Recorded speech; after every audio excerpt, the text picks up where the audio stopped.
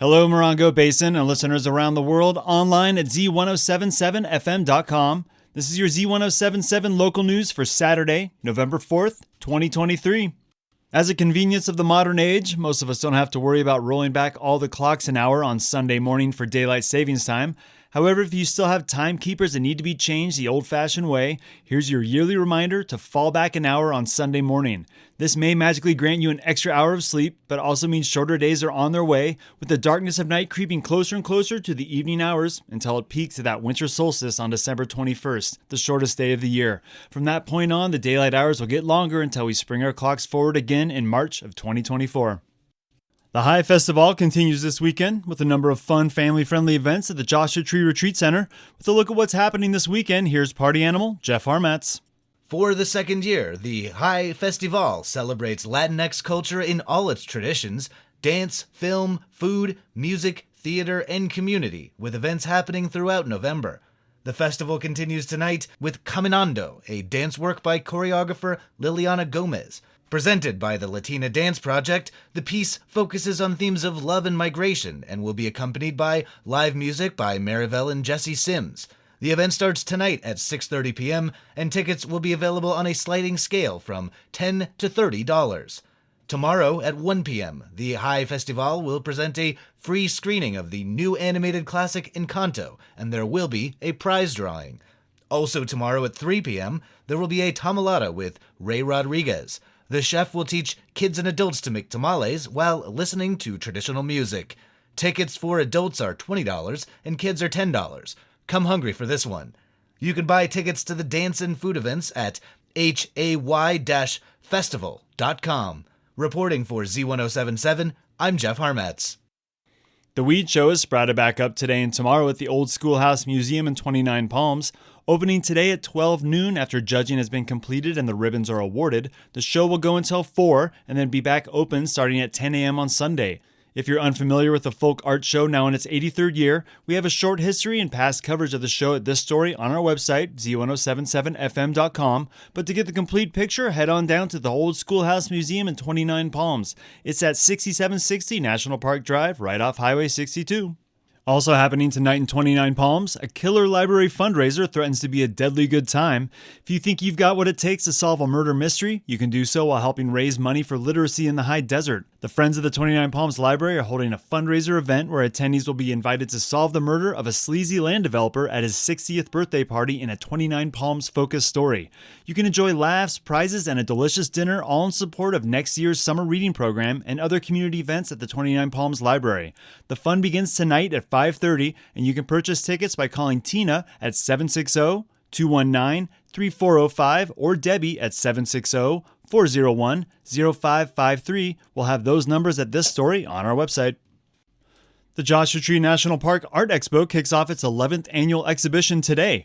Arts and entertainment reporter Charlie Thomas breaks out his scarf and dark glasses. 64 artists have been selected for the 11th annual Joshua Tree National Park Art Expo juried exhibition in November. The 64 artists and artworks, inspired by Joshua Tree National Park in 3 categories, 2-dimensional art, 3-dimensional art, and photography, were selected from submissions by 140 artists from across North America. The art will be eligible for awards totaling $4,000, including a Best of Show, plus an honorary Superintendent's Award to be selected by Joshua Tree National Park Superintendent Jane Rogers. Opening weekend will be Saturday and Sunday, November 4th and 5th from 10 a.m. to 4 p.m. at the 29 Palms Art Gallery with an art market, artist booths, live music, food, and beverages. An awards reception will take place on the gallery patio Saturday, November 4th from 4 to 7 p.m. Admission is free. Reporting for Z107.7, this is arts and entertainment reporter Charlie Thomas.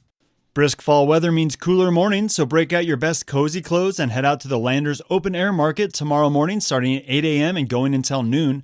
An eclectic mix of artists and vendors will be posted up in the Moose Lodge parking lot, offering their unique high desert wares that make great gifts for the upcoming holiday season. If you have something to sell, come on over. The Open Air Market is free to anyone who wants to sell their homemade goods. The Moose Lodge will also have their usual Sunday breakfast from 8:30 to 10, followed by a last pocket pool tournament at 11. If you have any questions, you can contact Randy at 760-974-6475.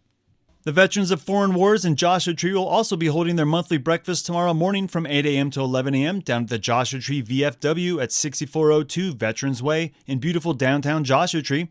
Also, mark your calendars, they'll be holding a Veterans Day dinner on November 11th. All veterans are welcome.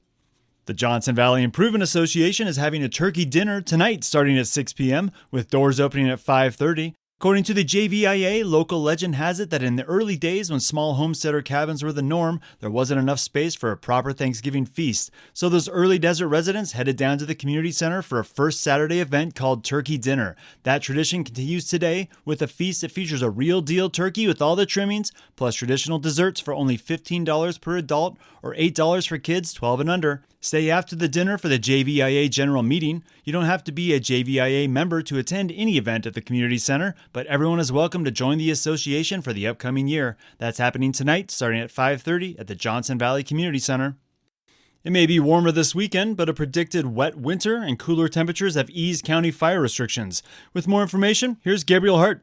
The Bureau of Land Management's seasonal fire restrictions are no longer in effect in the California Desert District, which means campfires and target shooting may now resume on BLM-managed public lands. Use of campfires, barbecues, and gas stoves on BLM-managed public lands within the California Desert District are allowed with a valid California campfire permit. During red flag warnings and fire weather watches, as determined by the National Weather Service, all recreational target shooting and use of campfires will be suspended to reduce the potential of unintended wildland fire ignitions. Reporting for Z107.7, this is Gabriel Hart. A close relative of the Mojave Desert's charismatic kangaroo rat has been granted protections under the California Endangered Species Act. The San Bernardino kangaroo rat is a subspecies that lives in approximately 3,200 acres of habitat west of the Morongo Basin, ranging from the San Bernardino Valley to Menifee Valley in Riverside County. Facing the ongoing threat of climate change and land development, the diminutive subspecies has officially been listed as an endangered species by the California Fish and Game Commission, joining other threatened species such as the bighorn sheep and western Joshua tree. The San Bernardino variety is one of 19 subspecies of kangaroo rat, but you'll have to get up close to spot the differences. The San Bernardino kangaroo rat has 4 toes on each hind foot, while similarly sized kangaroo rats up here in the high desert have 5.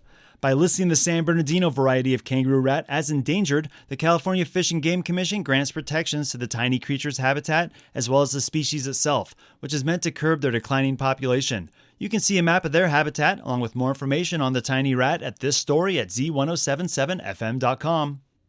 And that's your news for Saturday. You can hear local news every day at 7, 8, 9, noon, 4, 5, and 6. More Morongo Basin residents get their local news from Z107.7 than any other source. Reporting out of Joshua Tree, California for the award-winning Z107.7 News, I'm Robert Hayden.